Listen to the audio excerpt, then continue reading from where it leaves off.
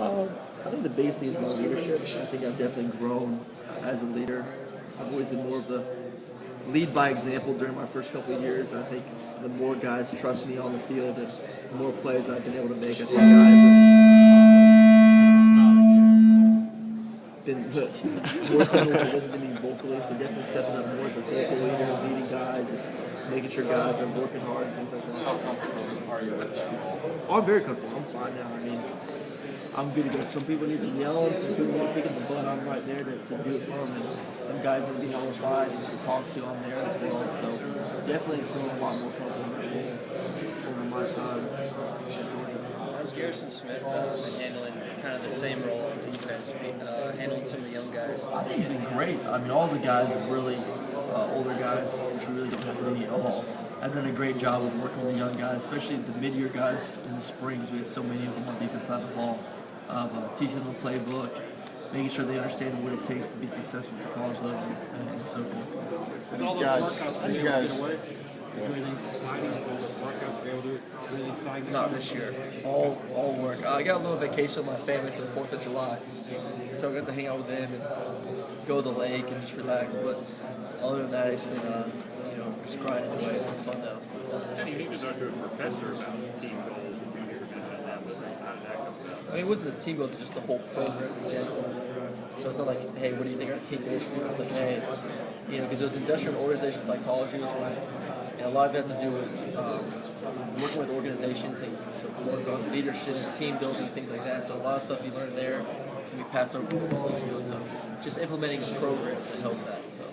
So. How do you guys interact with Zach's mom at the football office, and how might you do that before the LSU game? I mean, fine, hello, and how you doing? Have a good day. I mean, she's upstairs with the coaches, so we really don't see her much. But if you do, it's always very polite. She's a great lady, really nice. Does she really wear purple and gold sometimes? I don't see her every day, so I don't really know. And Coach Rick talked about the race to get in mid-season form for the first couple games. How do you think you guys have done?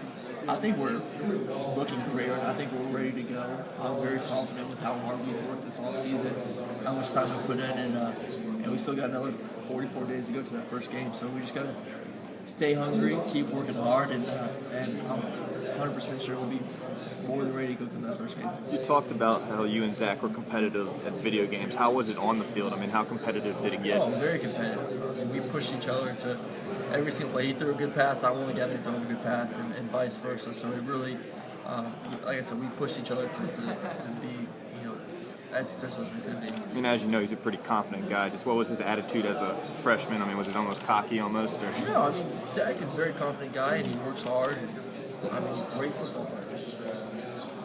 Aaron, what do you think of the new targeting rule in college football where the defensive players can get ejected?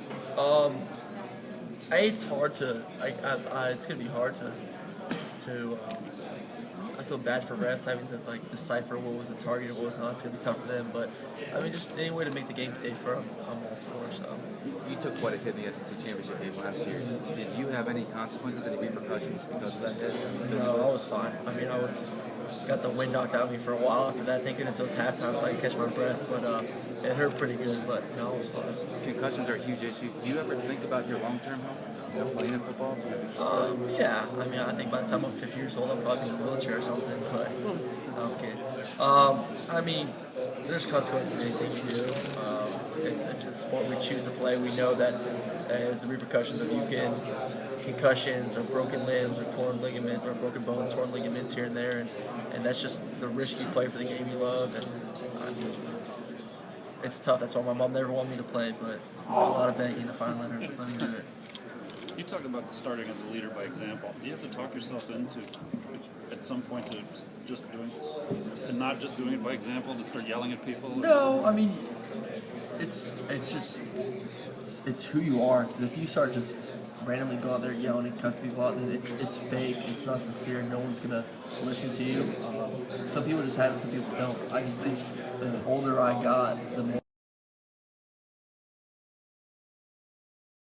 I'm not just a little freshman. I can't voice my opinion a little bit more, be a little bit more genuine in what I say and what I do. So.